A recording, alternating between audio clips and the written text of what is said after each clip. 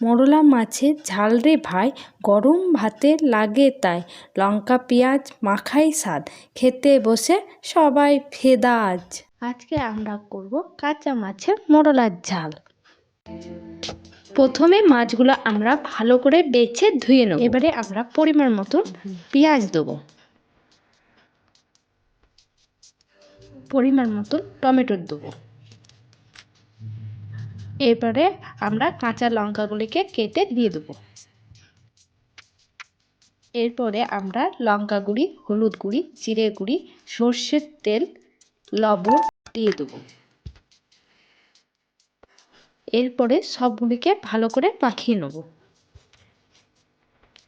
এরপরে মাছগুলি ভালো করে মাখানোর পরে কড়াইয়ে তেল দেবো। তেল দেওয়ার পরে কড়াইটি যখন গরম হয়ে আসবে তখন শুকনো লঙ্কা ফোড়ন দেবো। ফোড়ন দেওয়ার পরে মাখানো মাছটি তেলের মধ্যে দিয়ে দেবো।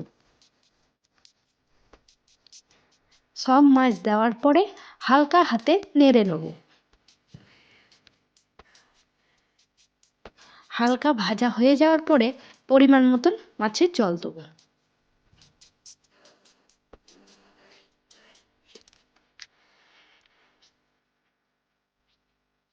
ঢাকা দেওয়ার পরে 20 মিনিট রেখে দেবো।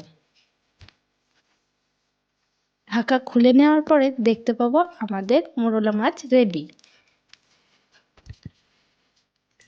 এইভাবেই আপনারা অল্প সময়ের মধ্যে খুব সুন্দর মোরলা মাছের রেসিপি তৈরি করে নিতে পারবেন।